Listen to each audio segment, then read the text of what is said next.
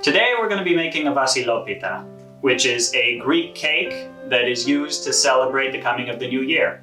The tradition of Vasilopita stems to a legend about Saint Basil, who was a bishop in Caesarea, a city in what is today central Turkey. Legend has it that in an act of philanthropy, as a way of giving riches to the city's poor, he ordered that large loaves of bread be baked and include gold coins inside. Vasilopitas are cut on New Year's in the household, they're cut in church congregations, and in a variety of other social clubs and groups throughout Greece and throughout the Balkans. There's a lot of different ways of making Vasilopitas. Some are more similar to a sweetbread and others more similar to what we would consider a cake. This recipe is the one that's been passed to me from my mom and my grandma, so it's the one we're gonna go with. Making this version of the Vasilopita is pretty easy and straightforward. All we need is 3 cups of flour, 2 sticks of unsalted butter, 4 eggs, 1.5 cups of sugar, and 2 oranges for zest. We're also going to use a cup of milk. For everything to mix correctly, it's important that the milk, eggs, and butter be at room temperature. I suggest taking the eggs and butter out about an hour before and putting the milk in the microwave for a few seconds to bring it close.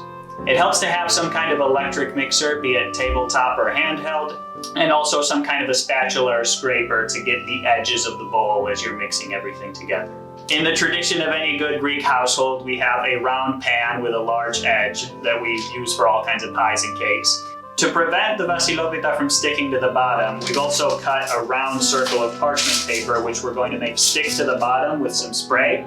We're going to start by preheating the oven to 350 degrees Fahrenheit.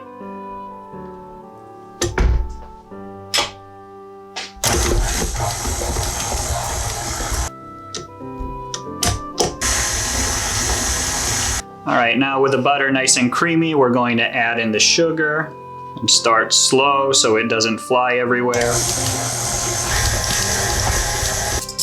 Scrape the edges, get all of that back into the bottom. We're gonna add the 4 eggs in one by one.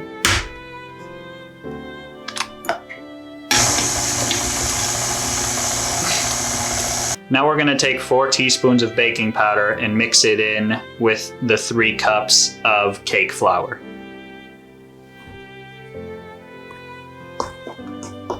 At this point, we're gonna add in about half of the flour and baking powder mix and half the milk.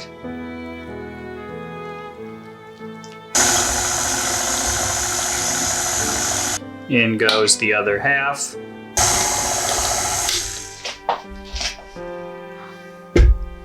Scrape the edges, make sure all that flour's getting in there. I'm gonna scrape the 2 oranges for the zest.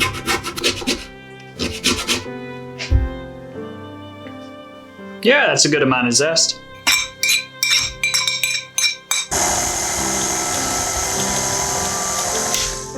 We're gonna spray the pan with non-stick spray. I'm gonna take our parchment paper and just stick it to the bottom.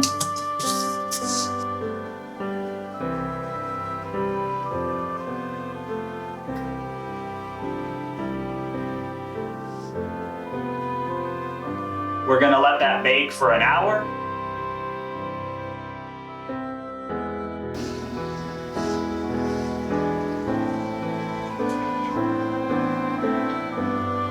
So the Vasilopita is pretty much done and it came out pretty well. Now we're going to flip it so that we can put on the coin on the bottom. Get a large platter or tray, take it in the pan, flip it like that.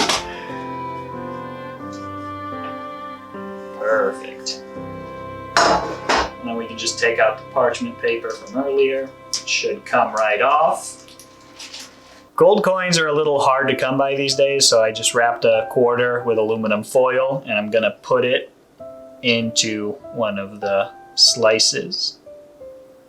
Whoever has the slice that contains the coin inside is considered to have good luck for the year. A nice little detail once the Vasilopita has cooled down is to spread powdered sugar on the top and then using cocoa powder, make out the letters of the new year. And there you have it, Vasilopita for 2021. All right, let's cut this and see how it actually turned out. When the Vasilopita is cut, 4 slices are set aside and dedicated. One to Jesus, the other one to the Virgin Mary, the other one to the household, and the other one to the poor, in the tradition of St. Basil. All right, there you go. It turned out really good. I think the amount of sugar that you put on top of this is the right amount. Happy New Year, Kalikronia, as they say. Kalikronia. Happy 2021. Polar.